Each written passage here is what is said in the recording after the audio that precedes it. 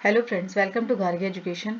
सो friends, मैं आपको जैसे कि बीए सेमेस्टर का सिलेबस पढ़ा रही थी, ठीक है। सारे टॉपिक्स आपको जितने भी सब्जेक्ट्स है वो पढ़ा रही हूँ। तो फ्रेंड्स, आज हम डिस्कस कर रहे हैं, क्वेश्चन पेपर डिस्कस कर रहे हैं, ठीक है। आपको किस तरीके का फॉर्मेट आने वाला है, किस तरीके का क्वेश्चन पेपर आने वाला है, वो उसके बारे में डिस्कस कर रहे हैं, ठीक है। मैंने लास्ट ईयर का पेपर लिया है आपका। लास्ट ईयर कैसा इंग्लिश फ्लुएंसी का कैसा पेपर आया था, तो वो आपको बताती हूँ मैं आपको। तो सबसे पहले तो फ्रेंड्स, आप देखिए इस तरीके का आपको पेपर आएगा, ठीक है। योर रोल नंबर, आपको यहाँ पे अपना रोल नंबर फिल करना है। आपको इस तरीके का कोड दिया जाएगा और नेम। ये कौन सा पेपर है? इंग्लिश फ्लुएंसी फर्स्ट का, ठीक है। जिसने भी जनरल इलेक्टिव सब्जेक्ट लिया हुआ है उसको इंग्लिश फ्लुएंसी का पेपर आता है। तो ये जनरल इलेक्टिव लैंग्वेज 3 का सेमेस्टर 1 का पेपर है, इंग्लिश फ्लुएंसी, ठीक है। तो इसके मैक्सिमम मार्क्स जो है वो 90 मार्क्स का ये पेपर एग्जाम आएगा आपको, ठीक है। अब फ्रेंड्स, ये जो आपको इंस्ट्रक्शन दी जाएगी, ठीक है, कि आपको रोल नंबर आपको ऊपर लिखना है इस तरीके से। और this question paper has 2 parts. तो सबसे पहले जो क्वेश्चन पेपर है 2 पार्ट्स में आपका डिवाइड होगा, ठीक है। 2 भागों में आपका विभाजित होगा। ए और बी पार्ट्स होंगे 2। तो आपको दोनों ही पार्ट्स कंपलसरी है, ठीक है। दोनों, ये नहीं कि आपको एक ही पार्ट में सारे क्वेश्चन कर दिया तो दूसरा पार्ट आप छोड़ दोगे, नहीं, आपको दोनों पार्ट्स कंपलसरी है। तो दोनों पार्ट्स में आपको ऑप्शन दिए जाएंगे, आपको कितने कितने क्वेश्चन एक एक पर पार्ट से करने हैं, ठीक है। तो answer a total of 6 question. तो आपको टोटल 6 क्वेश्चन के आंसर देने हैं टोटल, जिसमें से आपको 3 आर फॉर्म पार्ट ए और 3 आर फॉर्म पार्ट बी, यानी 3 आपको पार्ट ए से करना है क्वेश्चन और 3 आपको क्वेश्चन पार्ट बी से करना है, ठीक है। तो टोटल आपको कितने क्वेश्चंस करने हैं? 6 क्वेश्चन करने हैं, ठीक है। तो चलिए आगे बढ़ते हैं। सबसे पहले पार्ट ए है, ठीक है। इसमें सीधा सीधा लिखा हुआ है ऊपर, आंसर एनी 3 क्वेश्चंस। आपको किसी भी पार्ट ए के जितने भी क्वेश्चंस दिए गए हैं उसमें से आपको केवल 3 क्वेश्चंस के आंसर देने हैं, जो कि हमारा 30 मार्क्स का है। पर जो क्वेश्चन होगा हमारा वो 10 मार्क्स का होगा, ठीक है। 10 मार्क्स का होगा। इस तरीके का पेपर ही आने वाला है फ्रेंड्स। आपको ये लास्ट ईयर का पेपर ही उठाया मैंने, ठीक है। अब सबसे पहले इसमें क्वेश्चन 1 है जैसे हमारा, imagine that you have leave behind your aging parents to take up a job in a different city or a foreign land. Write a diary entry expressing your feelings and the arrangements you have made for their well-being while you are away. अब आपको क्या करना है? आप, question है कि imagine करिए कि जैसे आपके पेरेंट्स मतलब बहुत बूढ़े हो चुके हैं, ठीक है। और आपको किसी और सिटी में, उन्हें छोड़कर आपको किसी और सिटी में या कहीं फॉरेन कंट्री में आपको जाना है जॉब के रिगार्डिंग, ठीक है। तो आप मतलब आप वहाँ रह रहे हैं, जॉब कर रहे हैं, लेकिन पीछे से आपके जो पेरेंट्स हैं वो बहुत बूढ़े हो चुके हैं, आपको उनकी भी फिक्र हो रही है। तो आपको क्या करना है इस क्वेश्चन में? Right a diary entry. मैंने आपको जैसे कि इंग्लिश फ्लुएंसी में फ्रेंड्स पढ़ाया है, डायरी एंट्री के बारे में पढ़ाया है कि किस तरीके से डायरी लिखी जाती है, कैसे आप डायरी इनफॉर्मल वे में ही लिखते हैं, उसमें कोई फॉर्मल लैंग्वेज नहीं होती।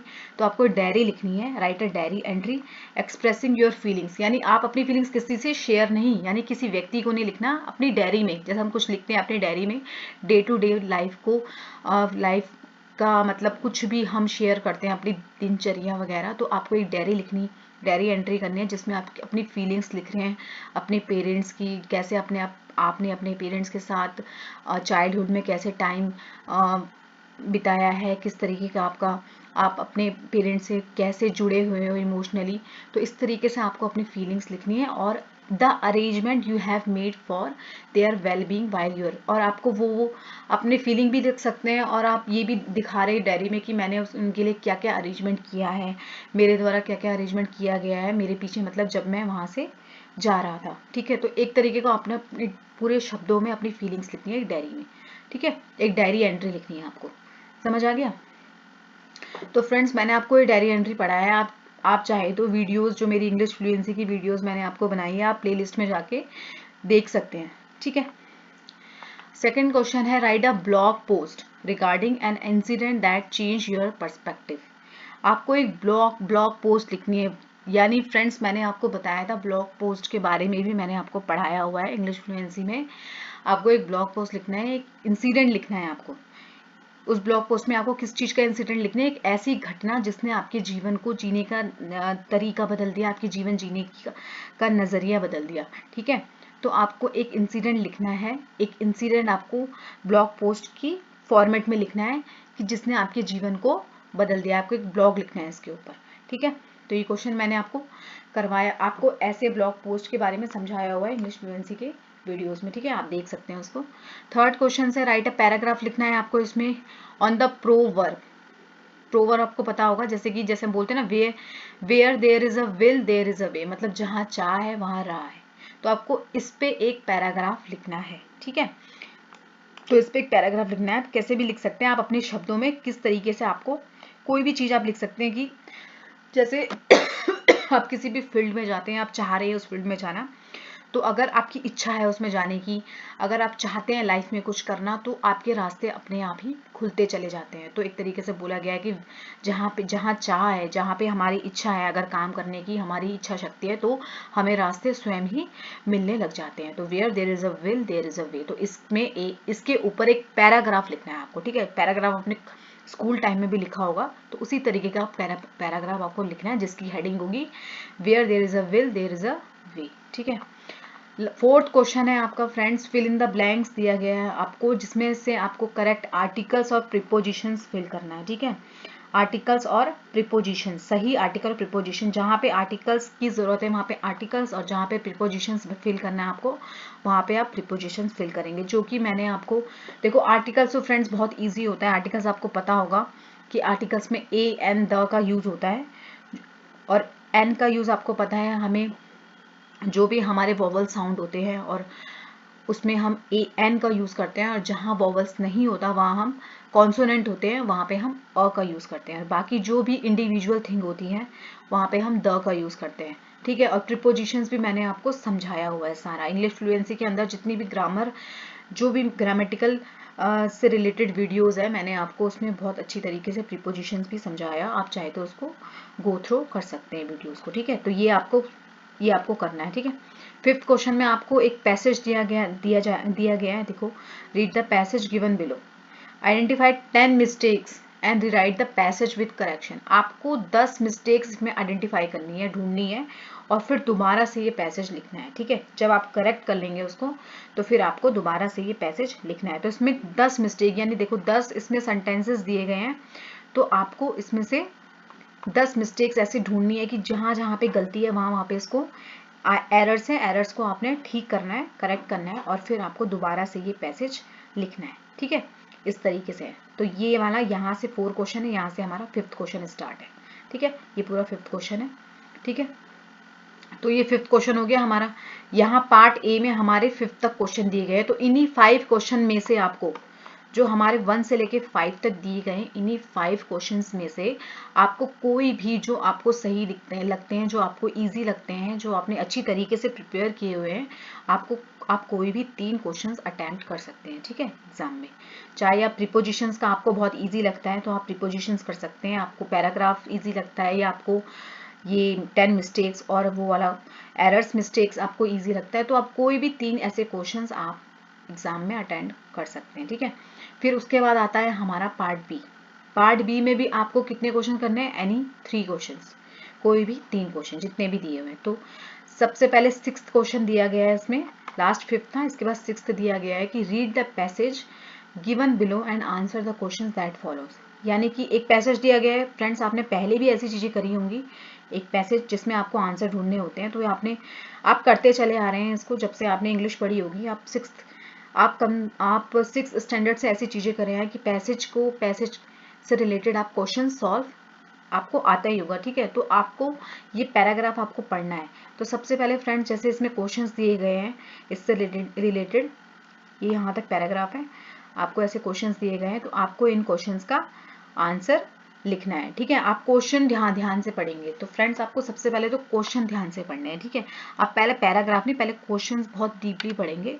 जब आप क्वेश्चन पढ़ लेंगे तो आपको खुद ब खुद ईजी लगेगा पैराग्राफ। जैसे कि यहाँ पे पैराग्राफ जैसे किससे रिलेटेड है, डिफॉरेस्टेशन से रिलेटेड है, ठीक है। ऐसे natural extension of species, nature way of giving rise to more advance form of life adapted, तो ये डिफॉरेस्टेशन से रिलेटेड है पूरा पैराग्राफ, और वाइल्ड लाइफ से रिलेटेड है। तो आपको क्या करना है, आपको पैराग्राफ के अकॉर्डिंग सारे क्वेश्चन सॉल्व करने हैं। अब इसमें आपको क्वेश्चंस दिए गए हैं कि answer the following question in about 100 words each, ठीक है, यानी कम से कम 100 वर्ड्स का एक क्वेश्चन आंसर होना चाहिए, ठीक है।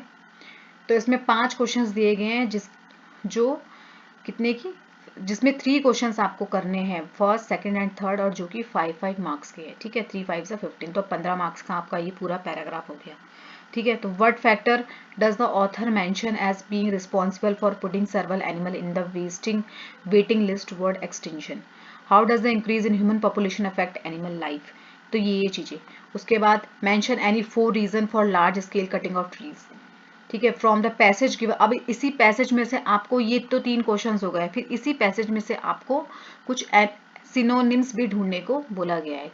सिनोनिम्स क्या होते हैं फ्रेंड्स? पर्यायवाची, जो आप हिंदी में पर्यायवाची करते हैं, तो आपको इंग्लिश में भी ऐसे वर्ड्स ढूंढने जो इसी से रिलेटेड है, पैराग्राफ में दिए हुए। जैसे एलिमिनेशन से कौन सा वर्ड एलिमिनेट को रिलेट करता है, कौन सा वर्ड रैंडम को रिलेट करता है, डिक्रीज, मिसयूज और अनलॉफुल। तो ऐसी चीजें आपको, ऐसे सिनोनिम्स आपको पैराग्राफ में ढूंढ के लिखने हैं, ठीक है। तो ये हो गया आपका क्वेश्चन नंबर 6 हो गया आपका, ठीक है। उसके बाद हमारा क्वेश्चन नंबर 7 है, read the comprehension passage given above question 6। यानी ये जो क्वेश्चन नंबर 7 है हमारा, वो क्वेश्चन नंबर 6 से ही रिलेट करता है, ठीक है। आपको ये जो पैसेज है पूरा दिया गया है, बहुत ढंग से पढ़ना है, ठीक है। आपको पढ़ना है ये। उसके बाद आपको क्या करना है, एक नोट्स बनाना है। कितने वर्ड्स का? 150 वर्ड्स का एक नोट्स बनाना है इससे रिलेटेड, ठीक है। तो read the comprehension passage given below question number 6 and make notes is not more than 150, यानी कम से कम 150 शब्दों का वो नोट होना चाहिए। और देखिए फ्रेंड्स, ये कितना स्कोरिंग क्वेश्चन है, ये 20 मार्क्स का क्वेश्चन है, ठीक है। अगर आप ढंग से पढ़ के इसके 150 वर्ड्स का एक पैराग्राफ बनाते हैं तो आपको पूरे के पूरे 20 मार्क्स मिल जाते हैं, ठीक है। तो ये बहुत स्कोरिंग क्वेश्चन हो गया, जो कि आपका क्वेश्चन नंबर 7 है। उसके बाद है हमारा question number 8। Imagine that you are the treasurer of a students body and have been assigned the responsibility of seeking sponsorship for an event. Write a dialogue between you and the finance officer of, कोई भी है finance officer, उसका नाम नहीं दिया गया हमें, company convincing him as to why the company should sponsor your event. यानी कि आप इमेजिन करिए कि आप एक छात्र संगठन के कोई, मतलब छात्र संगठन के कोई हेड है, तो आपको एक इवेंट स्पॉन्सर करना है, ठीक है। एक इवेंट, आप एक रिस्पॉन्सिबिलिटी सौंपी गई है आप पे किसी इवेंट को ऑर्गेनाइज करने के लिए, ठीक है। तो आपको क्या, आप एक परमिशन ले रहे हैं, तो आपको डायलॉग्स राइटिंग लिखनी है। आपको डायलॉग्स राइटिंग भी मैंने इंग्लिश फ्लुएंसी में अच्छी तरीके से पढ़ाया हुआ है, तो आप वीडियो को गो थ्रू कर सकते हैं दोबारा डायलॉग राइटिंग की। तो आपको राइट अ डायलॉग राइटिंग, किस किस के बीच में डायलॉग है, बिटवीन यू, आपके और फाइनेंस ऑफिसर के, ठीक है। जो इस कंपनी के फाइनेंस ऑफिसर है उनके बीच में एक डायलॉग राइटिंग है। आपने कन्वेंस करना है उनको, कैसे आप डायलॉग्स फॉर्म में उनको कन्वेंस करना है, convincing him as you why should the company sponsor your event, मतलब कंपनी आपके जो इवेंट को क्यों स्पॉन्सर करे। तो आपको एक तरीके का उनको कन्वेंस करना है डायलॉग्स फॉर्म में। तो डायलॉग्स किस तरीके के दिए जाएंगे, यानी आप बोल रहे हैं, फिर फाइनेंस ऑफिसर बोल रहे हैं, फिर आप बोल रहे हैं, फिर फाइनेंस ऑफिसर बोल रहे हैं। तो इस तरीके से आपको एक डायलॉग फॉर्म में लिखना है पूरा, ठीक है। तो ये वाला ये जो हमारा क्वेश्चन है, ये हमारा 20 मार्क्स का है, ठीक है। उसके बाद हमारा नेक्स्ट क्वेश्चन आता है, क्वेश्चन नंबर 9। इसमें है, in response to an advertisement for the post of content writer, ठीक है। ध्यान देना friends, write an application to the institution. Application writing भी मैंने आपको करवाई हुई है फ्रेंड्स। एप्लीकेशन, आपको एप्लीकेशन लिखनी है along with your CV highlighting why you are the most suitable candidate for the post। यानी कि एक एडवर्टीजमेंट जारी की गई है, किस चीज के कौन सी पोस्ट से रिलेटेड, कंटेंट राइटर सॉरी, यानी कंटेंट राइटर की पोस्ट है, उसका एक एडवर्टीजमेंट दिया गया है। तो आपको लगता है कि आप उस पोस्ट के लिए सुटेबल है, तो आपको एक एप्लीकेशन लिखनी है उस इंस्टीट्यूशन से को जिसने ये एडवर्टीजमेंट जारी किया है, अपने सीवी को भी हाईलाइट करना है। इसमें एक एप्लीकेशन भी लिखनी है, साथ ही साथ आपको अपना सीवी भी हाईलाइट करना है कि आप किस तरीके से उस पोस्ट के लिए एक सुटेबल कैंडिडेट है, ठीक है। तो ये भी मैंने आपको कराया हुआ है फ्रेंड्स। सीवी भी मैंने, सीवी और वो जो भी रिज्यूमे वगैरह का जो आपको टॉपिक है वो भी क्लियर करवाया हुआ है, आप चाहे तो वीडियोस में देख सकते हैं, ठीक है। तो ये आपको करना है, बहुत इजी क्वेश्चन है ये भी, और ये भी 20 मार्क्स का दिया हुआ है, ठीक है। नेक्स्ट क्वेश्चन है हमारा, लास्ट है question number 10। Write a letter to the principal of your college persuading him her to grant you a no objection certificate to join an internship program for which you have been selected। ठीक है, आपको एक letter लिखना है principal को, अपने अपने college के प्रिंसिपल को। आपको क्या करना है, आपको उनसे मतलब एक एनओसी लिखवानी है आपको अपने प्रिंसिपल से।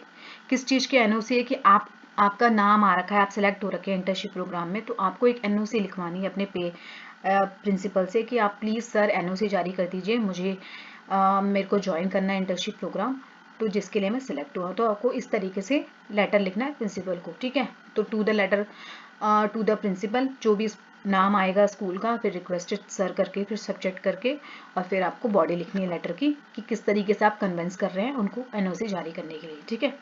तो ये लेटर राइटिंग है जो कि मैंने आपको फ्लुएंसी में करवाया हुआ है, ठीक है। ये सारे आपके टॉपिक्स मैंने आपको क्लियर करवाया। तो ये था फ्रेंड्स आपका पूरा का पूरा पेपर, किस तरीके का पेपर आपको आएगा। इसी तरीके का फॉर्मेट आता है फ्रेंड्स, इसी तरीके का फॉर्मेट आता है, ठीक है। तो ये था इंग्लिश फ्लुएंसी का पेपर। अब नेक्स्ट वीडियो में मैं आपको और भी आपको एग्जाम्स के फॉर्मेट बताऊंगी, एग्जाम के पेपर बताऊंगी, किस तरीके के पेपर आते हैं, ठीक है। तो तब तक के लिए धन्यवाद। नेक्स्ट वीडियो में मिलते हैं नेक्स्ट पेपर के साथ।